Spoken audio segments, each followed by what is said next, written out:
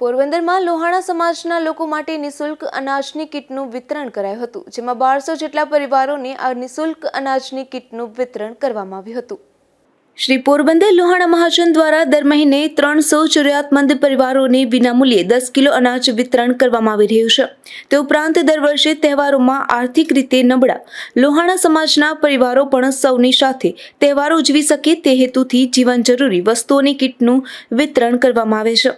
ત્યારે આગામી જન્માષ્ટમીના તહેવારને લઈ ચાલુ વર્ષે કીટ વિતરણનું આયોજન કરવામાં આવ્યું હતું, જે માત્ર લોહાણા જ્ઞાતિજનોને વિતરણ કરવામાં આવ્યું હતું અને તેના અગાઉથી સર્વે થયા મુજબ કૂપન બનાવી જે તે લાભાર્થીને આપવામાં આવેલ છે તે કૂપન ધારકને આ કીટ આપવામાં આવી હતી, જેમાં અનાજ કીટનું વિતરણ લોહાણા મહાજન પ્રમુખ સંજયભાઈ કાર્ય તથા દાતા મનુભાઈ મોદીના હસ્તે કરવામાં આવી હતી। આ કીટમાં 5 કિલો ઘઉં, 1 કિલો ચોખા, 1 કિલો બેસન, 1 કિલો ખાંડ, 1 કિલો ગોળ, 1 લીટર તેલ, નમક પેકેટ, મેંદા પેકેટનો સમાવેશ થયો હતો।